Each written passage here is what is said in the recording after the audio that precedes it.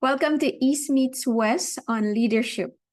Today I have a special guest, Professor Tina Choi, and she is all the way from Hong Kong. As she shared today about her leadership styles and different aspects of leadership.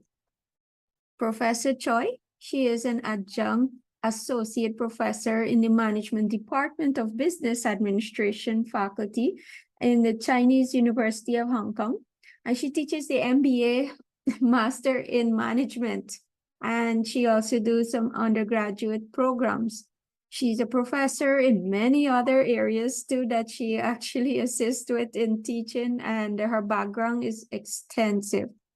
I do admire her journey here in so many things that she's been involved with in businesses and large companies in marketing. And she even founded her own company that YZ, she'll pronounce International Company Limited, a company specialized in marketing and communication technology, commercialization, venture development, entrepreneur. As I said, she has a vast background in different things in training and education, coaching, and and Tina, is doing such an awesome job in her business, in the work that she does in Hong Kong. And she is the executive director of global venture development in the Pan Asia Venture Development Platform. Yep, Tina is everything. She's a speaker in multiple topic area that I can speak about whole day here. But Tina, I do appreciate you coming on this program and to share your leadership journey and some aspect of leadership that we can all benefit from. So I do appreciate, I know we have a time difference here at 12 hours, and I do appreciate you being up and giving this time to share with us. So is there anything else you would like to add that I might have missed from your bio here? Thank you, Shanti. It's really amazing for me to have the chance to be invited and share with all the audience here. And then I think in a nutshell, I will describe myself as a slash. So right now, it's totally different from what I was in my corporate life. So you can check out my profile. I may work as a head of sales or maybe marketing director in many MNC before. But after I designed and also be persistent to be an entrepreneur, right now I define myself instead of being defined by the big corporations. So I think if I have to add one thing, I'm right now a streamer.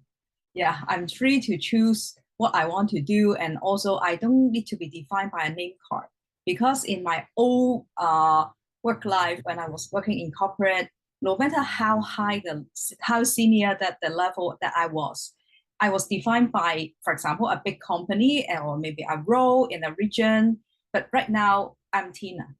Yeah. So I also serve with a good partner. So Game Hollywood Limited, and I was also serving like a normal employees. So I also work as a chief commercialization and communication officer. So don't get me wrong, I actually have a lot of different roles. So I'm still an employee, and at the same time, I'm also an employer. So that's quite interesting.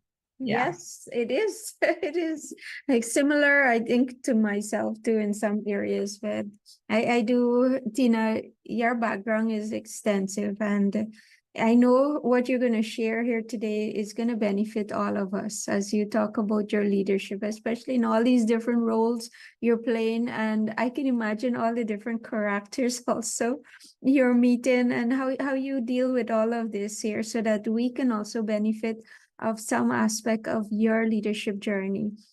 Sure. So it's just a sharing. So there's no a cradle or maybe some rules to follow. So my leadership style is always servant leadership. Yeah. So it is quite different from the traditional leadership, because I think when I was a leader, I try to serve all my subordinates and also peers. Yeah. Yep. I I did my thesis on servant leadership, so I do know the extensive aspect of that, and I do believe, yes, there's some aspect that can be misleading about servant leadership for some people. And, but I do want to hear from you. How do you live that out in your culture? What do people see that and how they take it from your leadership? When you talk about culture, a lot of people might think that Chinese, especially I'm Hong Kong girl, and then when we were grow up, we were quite a lot of obeying the authority. So what the leader asks you to do, you have to follow. Yeah. So when I joined some big corporations, a lot of rules and regulations, and even though your leader, they ask me and also ask my peers to follow their experience and also decisions. It was what I was being groomed when I was young. Yeah, so this is very true because right now, Shanti, you have mentioned about culture, but later on when I try to reach out more different leadership style, and the one which fascinating me the most is the servant leadership because instead of I have done what I have done in the past and then you follow, I think the world right now, especially with the catalyst of pandemic in the past 2 to 3 years, a lot of things has changed. And right now, I treasure the most to my team is that their creativity and also the freedom um, to challenge each other. Even though my subordinates and also my PA, I welcome their ideas as well because I don't think any old experience can help us to guide for the future.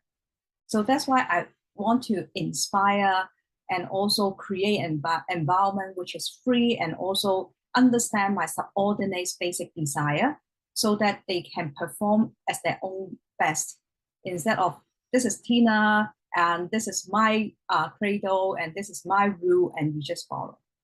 Yeah, I'm not sure whether this is a good philosophy and also match with your research, Shanti.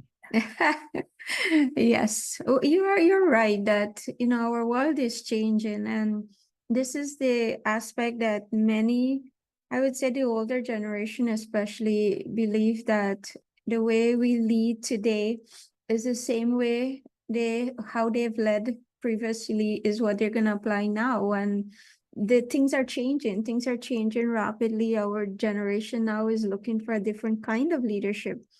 And even right now, when I interview people, they're, what I want to see what the leadership is like here. Because I don't want to work with any, people. And so they're coming with their own expectation of what they're looking for. And there are many choices now out there that they could choose so easily to, leave one place and go to another place if this place is not showing, open to, as you said, their ideas, open for them to also lead. And it's just not about the top-down kind of approach where I say, do this, and this is what you need to get done. And there's no saying anymore that you have no input into this and all of that. That kind of, leadership is past. Now it's Yeah. different. And so I do, coming from this side of the world is myself being exposed to that kind of leadership is also to hear, in that side of the world, people are also open up to, a servant-minded leadership and people who want to see others even excel more than them, per se. Yeah. Exactly. And also, one important thing that I always remind myself when I was the leader is that everyone is different. Not everyone is the same. So I study Enneagram coaching. So Shanti is a very good coach as well. So we know each other because of coaching. And then I especially specialize in Enneagram coaching. So I try to understand all the basic desire of all my subordinates before I plan the career for them. Yeah, so we co-create the career plan. So instead of cascading, this is the KPI and this is what you have to done to be done. Of course, we have to achieve some of the KPIs, but different people they may see the KPI in different way. For example, some achiever they want to achieve the result, they want to be promoted, entitled within a short period of time. But to some special type of personality, they just want to play as a good team player, and they feel comfortable not to be promoted. They just want to have the job security. So they will tell me openly, Tina, I don't want to be promoted, but I don't want to be seen as a person which is just having the status quo. They would love to do the best, but they just don't target to be having a title change in a short period of time. They want to have the fundamentals to be fixed, or maybe they want to learn more, have the self-advancement before they have the next step promotion. But some of the people, some of the subordinates, they may express openly to me, Tina, I have to promote within 9 months. Tell me how I can achieve. So different people may have different types of basic desire. I try to find out the right motivators before I try to plan the career plan for them. So even though right now I have my own company, some of the subordinates, they told me that, Tina, I just want to earn more money. So don't promote me. So just give me more incentive, more bonus, I'm satisfied. And then some of them, they just told me, Tina, I just want to learn more things. So don't just give me the routine works. So next year, I want to have some new projects, new challenge. Let me be the project owners. I don't mind learning a lot of new things and not to copy what I have done last year. I just want to take the challenge. So different types of people, different types of subordinates, they have different personalities. And I try to fulfill their basic desire. So that's why I describe myself like a servant. So I serve to them. So that's why I learn coaching. I try to bring out the best potential out of every single one of them. Yeah. So that's the culture that I have created for my team. Awesome.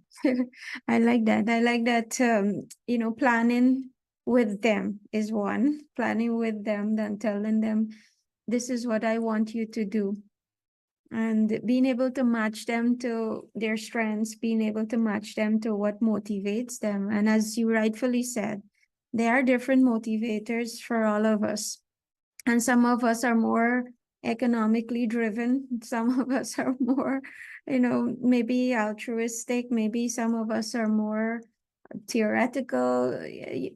We have different motivators, and this is something that is out there. Actually, there are assessments even on that you can do with your team members, them to see what really motivates them and plan around those motivation.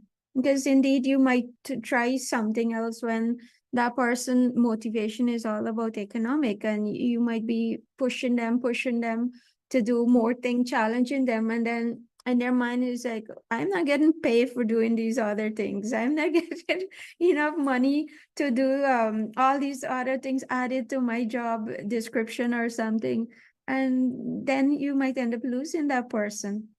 So I do appreciate that. That is a good point of understanding your team members, what motivates them, and work with them with that. Exactly. And also tips to share with everyone. When I try to hold the meetings, I always ask the most junior person to speak up first. Yeah, because a lot of, according to the culture, maybe Chinese culture, that I have experienced, at least in my previous job experience, maybe I cannot represent all the cultures, all the Chinese people here, but at least in the company that I've worked for, a lot of subordinates, especially the young and junior ones, they try to speculate what their bosses are going to that directions, or maybe they try to speculate the decisions of the bosses. So maybe some boss will tell them, or maybe they hold a meeting and they will speak out what they want first. And a lot of people will change, just like a pendulum. So I try to preserve all the creativity and also the honesty, as well as I want to have the fresh eyes to challenge my ideas, because I do believe that not a single leader can represent all the stakeholders in their business. So that's why I will ask the most junior one or the youngest one to speak up first. So every single topic, I will ask the junior one, maybe you should be the first one to tell us your thoughts. So I can also understand from a fresh eye, from the fresh point of view, instead of, all the people here try to speculate what Tina is thinking about, and they try to follow my train of thoughts, and then no new innovations can become out. So this is another little tips that I want to share with all of you here. So maybe you can also leave some comments to me. Maybe I can also polish such kind of meeting rooms. Yeah. Definitely. I do encourage everyone actually to post any question or comments on what we're discussing here today. But coming back to your point, I think that is something key that maybe many of us actually don't look at. That, if the seasoned people also are there and they speak, then, the junior, why even bother share? Why even bring my idea? It seems like this is where they're all going. Let me just join the bandwagon and go along with them too. And yeah, and when you have people that are more of a consensus nature, that they want agreement with everyone, they might not bring out because they don't want to rock the boat too, or see as the person who is against everybody else, or with something new. And yeah, so it's so important, as you said, to hear from them first and let them share. And I think the key aspect too is to make that environment safe, that they feel free to share without any judgment from anyone, and they're free to express whatever they're feeling, and no one would say otherwise. They open-minded people that are wrong, so it's a safe place for anyone to share whatever it is, that even how crazy the idea might sound or maybe impossible, that they're able to express it and they have a chance to also learn from it too with others. And so that is a key point. Yeah, and as the leader, we have to stay true open, but not just verbally open and always say yes, but, however, and then no one is there to tell you their thoughts anymore. So we have to stay open and listen first, and also try to understand the underlying reason and also empathize from their point of views, because we can't represent all the generations, and somehow the young and also new generation, they are our future. Actually, they try to supplement some new creative solutions to us as well. Yeah. Yep.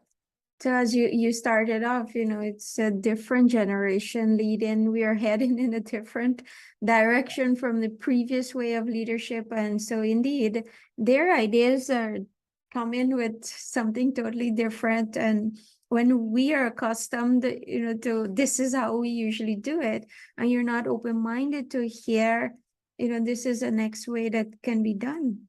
And why not? So that open-mindedness is so important, that we can be able to learn from these people, that, the new ideas, because they're the future. The way they will do things totally different from what we did. So Yeah. I do appreciate those points, Tina. So what else that you have that we can actually learn from, that comes to your mind? To my mind, I think I also learned a good rules from Google. Actually, Google, they encourage their staff to have at least 10% of their own working time, not to do the routine work and also the ad hoc work, because we are always being filled by a lot of daily routine or firefighting jobs, and they are urgent but actually not so important, but keep firefighting, and it's also dragged down the whole organization. So I always encourage my staff to have the brainstorming section at least 10% of their time, thinking about what should be the future, what should be the next, and then how can we challenge the existing business model instead of being the status quo, and then we just copy or maintain the existing clients. Maybe they are big right now, but maybe tomorrow there may be other new opportunities that we may miss. So I would always encourage them to spend some coffee time with me, or maybe we have a lunch appointment and then going out, and then we post it to do the design thinking moderations actually in the restaurant. So they know us well. So we have a wall with us, and then we try to stick our thoughts there. Just during the lunch, we just write down some thoughts and then we stick on the wall. And somehow it's quite interactive as well, because when you play with each other, or maybe having such kind of interactive section with each other, it's automatically having some team building or also bonding in between. So we don't need necessary to go outside to have a full day workshop. It's necessary from maybe on a yearly basis, but from time to time, we always have such kind of casual meeting, and we don't have a fixed meeting room style in order to have such kind of brainstorming sections. So this is another way that I try to build up the cohesive power with my staff, and also we feel free to throw the ideas with each other. And most importantly, we don't have a fixed meeting time, like every morning, 9 o'clock, because we respect the time, the biological clock of every single body. So some people may work better at night, some people may work better in the morning. So I just respect all the freedom, but altogether we have a range of core hours. So during the core hours, we will share the ideas with each other. And then other than that, I just let them to work on their own. So I don't necessarily check their time report to duty. Of course, we have the core hour. Maybe we have to have 1 or 2 meetings that we have to clear all the admin stuff. But for the rest of the time, I just let my staff to work on their own schedule. So some of them, they prefer work at 3 a.m. Yeah. And then some of them, they just wake up very early. So they start working at 6. So totally different time clock, but we are a good team. So when we are having some outing or maybe discussions, we are very free to express our ideas. Maybe a lot of people will think that, Tina, you're too loose in managing your staff, but actually what I have found out is that because they are self-motivated, they actually dedicate to the company, and also they try to devote their personal time more than what I ask them to do. Yeah, so this is something maybe it's called laissez-faire, let them to do what they want. However, I just find out the outcome is much better if I just check them from time to time. Are you here at 9, or maybe are you here at 12? So I just let them go, because somehow their working efficiency is much higher as well. Yeah. So that there alone is a mind blower, mind changer, because that's not the way we were taught how to, operate or run a team or a business in that aspect. And so that's just a simple example of how things are shifting right now. And indeed, all of us, I am more of a night person. I could, up to yesterday, I was telling someone I could push in 2 hours in the night and get a whole lot of things done compared to the entire day. And some people are awake very early in the morning and they push in, that's their productivity time. So indeed, and I do know that it will depend on the type of work also, to give people that kind of flexibility. It will depend on what type of business you're running or the company, what it does per se. So indeed, it's a way of opening and getting them. But I love the part that you said that they're self-motivated. This is an aspect that many people don't understand. They think that the leader or so must motivate them. And it's a leader's responsibility to motivate them to like the job or do whatever it is that they have to do. But I think the self-motivation is what makes it easier to lead people. Because when they understand where you're going, they understand what the expectation for them, then they could do it. And as long as, whether you work for this amount of hour, whichever hour you choose in the day, you work and you did what you were supposed to do, the productivity is there, the results is there, then yeah, open up for you choose when you want to work. The key thing is that you get what you're responsible for done, gets done. And also, I think one of the prerequisites is that my team has built a very strong trust between each other. So before I implement such kind of flexibility, I try to let the teammates to do quite a lot of understanding sections between each other. So we have a lot of time to be spent with the team before we have such kind of flexible working hour and style. So every single teammate, they have a high level of trust with each other. And they know that even though I cannot reach him or her at that specific hour, I just send her an email or leave her a message. And when she wake up, she can finish it before I wake up next time. So that's why I also manage my team. We don't necessarily to come back to office every day, but we need to collaborate with each other. We have a close communications tools, and then they are not even in the same city as well. So some of them, they now work in Singapore, and then some of them work in the States, but we trust each other a lot. So we have a very different time zone, but whenever we try to pull in a meeting, everybody else will try to understand with each other, and then we have the core hours to be set and also aligned. So maybe somehow it's 11 o'clock, PM in my time, but the next turn will be the nighttime at his or her own time zone. So we try to build a very strong trust between each other before we implement such kind of great flexibility. Yeah. Yep. Indeed, there are some criteria to be met. And one of it is trust, indeed. And yes, you are very much correct there that indeed we must be able to trust each other.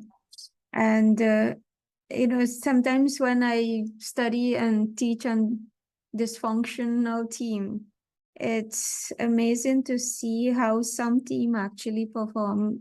And unknowing to them is because of some of these dysfunctional behavior that you are showing up where you're not producing, you're not doing your part. So now people don't trust you that what you say you will do, you will get it done. And then you have everybody on their edge. They have to keep checking in with you. You have to end up getting micromanaged, and all of those end up being demotivating factors for team members too. And so it's guarding against some of those things. But I do think when it comes back to the self-motivation, that individual who is self-motivated, it's easier to work with them, and it will be easier to trust them because what they say they will do, right? And so I do, those are some key points there: trust and being self-motivated, allowing the flexibility unless there's certain things in place. Because yes, maybe if there no trust, there are people who are on the team that performing, and you give them the flexibility, then you might end up in a chaos where you're not meeting your deadlines, or clients are not being satisfied with whatever service you're providing. And so you can have this whole chaotic situation built up that you can lose business. Yeah. And also, I try to be more flexible on the employment contract as well, because I'm also a slash. So I try to open to my staff. Maybe they have different family status. Some of them, they have to give birth to a child at a certain age period. So I will talk to them. So I don't want to lose such kind of good talents. Maybe instead of a full-time staff, maybe I change her to a quarter 25% of working, and then she still can contribute her ideas. Just for the admin stuff, I just spin off from her, and then I can also delegate to other team members and taking care of such kind of works. However, he or she can take an additional compensation because of taking the extra responsibility. And some of the staff from time to time, they want to go back to study. So maybe they become a student again. And then during the leisure time or maybe weekend, I welcome them to join back as a partner or maybe a vendor to us. So instead of a full-time staff or maybe a very rigid contract, still it's based on the trust, because I trust them. I trust they can keep the confidentiality of the company, but at the same time, they show their professionalism because I also give them my trust on them and also flexibility. So I also understand different people will have different life stage. So I try to make some changes instead of following all the traditional contract or maybe rules. But of course, they change from a full-time staff to a part-time or maybe a partner. They cannot enjoy certain benefits. So I have to understand and also analyze all the pros and cons with them carefully before they take up a different types of collaboration relationship. Yeah. Yep, definitely. Definitely. So being a leader, it's a new ball game, I think, in this generation, and as we move forward into the future. Long ago, there isn't much thing to I would say, this is my opinion, that before time, it's just whatever you say, go. You don't want it, then find somewhere else. Now Yeah. it's thinking through all of the aspect, okay, how do I really serve this person? How do I help them get better? How do I help them achieve their goals? Whether it's personally or professionally or so on. So before time, I don't see that kind of care was there in some of the leaders. And now it's just evolving out of a different, what people are looking for in leaders. And so what you have shared is indeed a whole different aspect. Some people might think you're crazy and this can't work here and that can't work here. And maybe your culture is different. What you do is different. Yes, there's some aspect of difference happens in different culture, different countries, different environment, different businesses.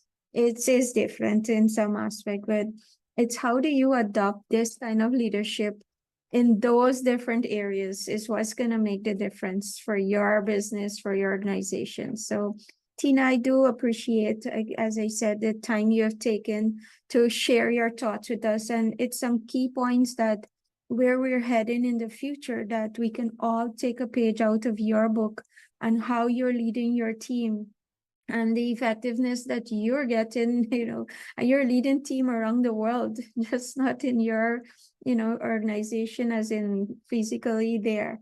And so I did all of that years back. You couldn't be, working from a different country in your own country. It's so different. And so if we're not open to adopt to these different changes, then that's where some of us get left behind. And you see that happen in many companies too, of how they did not survive these changes that are coming. So are there any other thoughts you'd like to leave with us today? So I think just now you mentioned a word that I love the most is crazy. Usually a leader usually being described like a crazy man or crazy guy. Just like the smartphone before it's invented, a lot of people will think that that idea was crazy. So just now I mentioned quite a lot of things which challenge the conventional type of leadership or maybe style, even though for the contract, I make a lot of crazy changes. But that's what leader made of. Yep. So that's why we are crazy. But as long as we are crazy enough, that's why we can bring some new innovation to the world. So keep crazy and also keep creating. So that is the future leader. Yeah. Yeah. So indeed, if we just want to be in our comfort zone and go along with the status quo, then there's no creativity out of that. Tina, thank you again so much for being with us on the program today. And I enjoyed every tips and the pointers that you have shared with us. I do encourage our audience to please share your thoughts, share any question that you may want to ask Tina. Maybe something you want more clarity on that Tina was willing to also answer you. And anyone that you also know need to hear this particular interview here with Tina and what she shared, please do share the video and help us help others too in this process by sharing, commenting. So Tina, take care and see you. Be safe, and we will talk another day. Thank you. Thank you for inviting.